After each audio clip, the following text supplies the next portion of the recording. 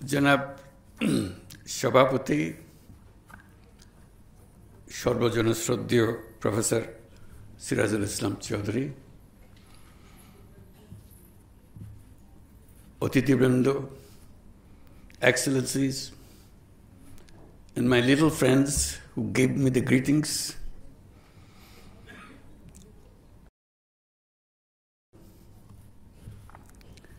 সবাইকে শুভেচ্ছা জানাচ্ছি। আসসালামু আলাইকুম। শুরুতে যারা আজকের অনুষ্ঠানের সবচেয়ে বড় ঘটনা, যারা পুরস্কার পেলেন, বন্ধু মনসুর মোসা এবং জোসেফ উইন্টার এবং আমাদের দূতাবাস, প্যারিসে আমাদের দূতাবাস, তাদের সবাইকে অভিনন্দন জানাচ্ছি আজকের এই অনুষ্ঠানে। তাদের এই অর্জনের জন্য এবং আমাদেরকে পথ দেখানোর জন্য, ভবিষ্যতে অন্যদের উদ্বুদ্ধ করার জন্য। আর যারা অলিম্পিয়াডে পুরস্কার পেয়েছ, তাদেরকেও অভিনন্দন জানাচ্ছি।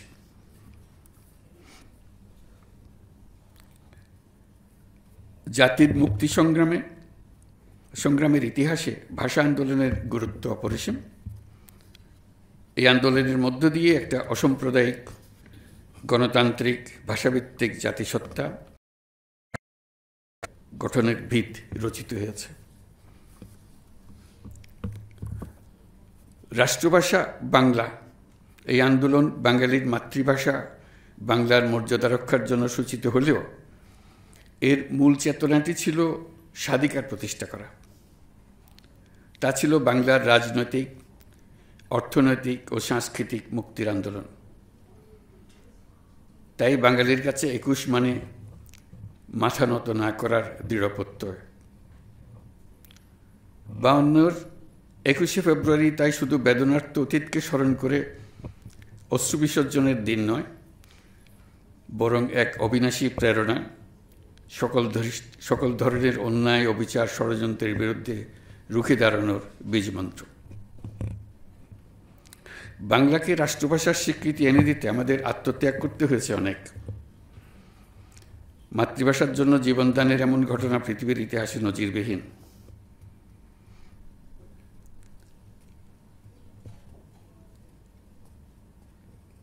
আমরা এই স্বীকৃতি জাতি ধর্ম নির্বিশেষে সকল জাতিগোষ্ঠীর মধ্যে মাতৃভাষার চেতনা ও মর্যাদা রক্ষার প্রেরণা ও চেতনার সাথে প্রাতিষ্ঠানিকতার সূত্রে ২০০১ সালের ১৫ই মার্চ ঢাকায় আন্তর্জাতিক মাতৃভাষা ইনস্টিটিউটের ভিত্তিপ্রস্তর স্থাপিত হয়। বিশ্বের সকল মাতৃভাষার সংরক্ষণ, উন্নয়ন, গবেষণার ইতিবৃত্তকে লক্ষ্য করে আন্তর্জাতিক মাতৃভাষা ইনস্টিটিউট তার যাত্রা শুরু করে। মাতৃভাষা যে কোনো নৃগোষ্ঠীর ইতিহাস, অর্থনীতি ও সংস্কৃতির বাহক। মাতৃভাষার সঙ্গে সকল মানুষের আত্মার সম্পর্ক। মাতৃভাষার পর মানুষ যত ভাষায় আত্মস্থ করুক, সেসব নতুন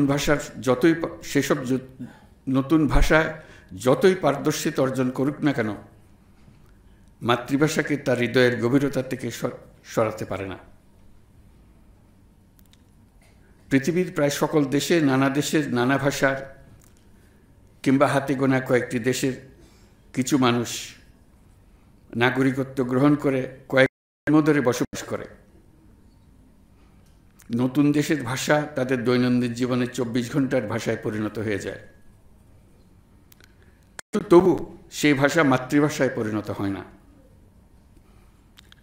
তারা নিজেদের মধ্যে একত্র হলেই উৎসাহ সহকারে নিজেদের মূল ভাষায় ফিরে যায়। তাদের মূল ভাষা সৃষ্টি করে নিজেদের। যেসব শহরে তাদের মাতৃভাষাভাষীর সংখ্যা বেশি, তাদের মেয়র, সিটি কাউন্সিলের সংখ্যাগরিষ্ঠতার জোরে অনায়াসে নির্বাচিত হয় তারা। তাদের শহরে তাদের নিজেদের মাতৃভাষা নির্দ্বিধায় প্রতিষ্ঠিত করে ফেলে। তাদের মাতৃভাষায় সরকারি দৈনন্দিন কাজকর্ম পরিচালনা করে। তাদের ভাষাভাষী পুলিশ শহরের আইনশৃঙ্খলা রক্ষা করে।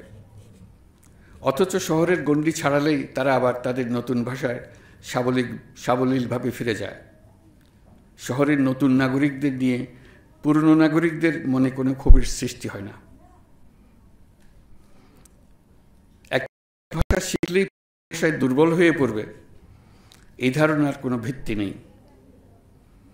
পৃথিবীর বহু দেশে একই নাগরিক সাবলীলভাবে কয়েকটি ভাষায় কথা বলবে, এটা খুবই স্বাভাবিক বলে ধরে নেওয়া হয়। তারা শৈশব নানা ভাষা স্কুলে পড়ার সময় প্রত্যেক ছাত্রকে অন্তত একটি ভিন্ন ভাষা শেখা বাধ্যতামূলক করা হয়। ছাত্ররাও আনন্দ সহকারে সেটা করে থাকে। ইংরেজি শিখলেই বাংলা ভুলে যেতে হবে, এরকম কোনো চিন্তা তাদের কারো মাথায় আসে না। আমরা দ্রুত গতিতে নতুন পৃথিবী সৃষ্টি করে চলেছি। এই জন্য মূলত নিত্য নতুন প্রযুক্তি প্রধানত দায়ী। প্রযুক্তির প্রাধান্যের সঙ্গে আসে ভাষার প্রাধান্য।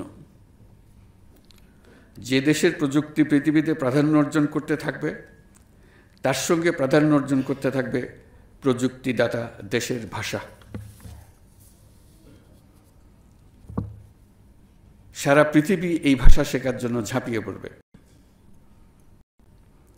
স্পুটনিক যখন মহাকাশে উড়ল, সারা পৃথিবী রাশিয়ান ভাষা শেখার জন্য ঝাঁপিয়ে পড়ল। যে স্কুলে, যে বিশ্ববিদ্যালয়ে রাশিয়ান ভাষা শেখানো হয় না, সেই শিক্ষা প্রতিষ্ঠানগুলো ছাত্রদের এবং অভিভাবকদের উৎসাহ হারিয়ে ফেলল। আবার যে মাত্র চীন প্রযুক্তিতে এগিয়ে গেল, চীনা ভাষা শেখার ধুম লেগে গেল। যে দেশ পৃথিবীতে নেতৃত্ব দেবে, পৃথিবী সে দেশের ভাষার দিকে ঝুঁকে পড়বে। এটাই নিয়ম।